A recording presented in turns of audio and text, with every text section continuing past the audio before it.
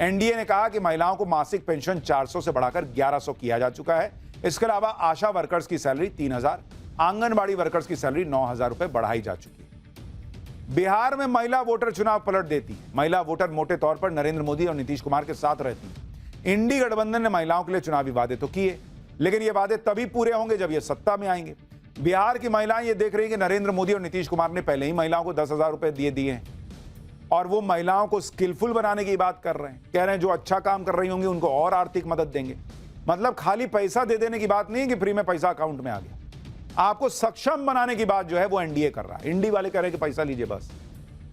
और इसलिए कहा जा रहा है कि एनडीए का घोषणा पत्र रियलिस्टिक है बॉस, वो पॉसिबल है पूरा करना। इंडी वाले हवा हवाई सपने दिखा रहे हैं। इसके अलावा इंडी गठबंधन और एनडीए के मैनिफेस्टो में जो और अंतर है उनमें किसानों के लिए इंडी गठबंधन ने कहा कि मंडियों को फिर से सक्रिय किया जाएगा। सभी फसलों की एमएसपी पर खरीद की गारंटी दे दी।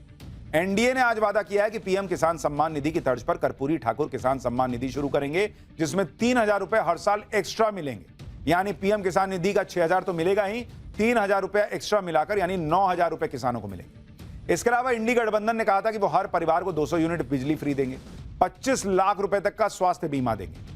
एनडीए ने अपने घोषणा पत्र में कहा है कि वो 125 यूनिट फ्री बिजली देना जारी रखेंगे, उसके ऊपर नहीं देंगे और आयुष्मान भारत के तहत 5 लाख का मुफ्त इलाज जो मिल रहा है वो देते रहेंगे। बिहार में एनडीए ने मैनिफेस्टो जारी किया तो इंडी गठबंधन ने इसे जुमला बता दिया। एनडीए के मैनिफेस्टो को लेकर इंडी गठबंधन और विपक्ष क्या कह रहे हैं? जो है इनकी घोषणा पत्र का जो कार्यक्रम था वो खत्म हो गया है। आदरणीय मुख्यमंत्री जी को तो पता ही नहीं होगा कि उस घोषणा पत्र में क्या है। शायद उनको बोलने ना दिया जाए, इसलिए जिंदगी के इतिहास के अंदर पहली बार कोई प्रेस कॉन्फ्रेंस 26 सेकंड की हुई।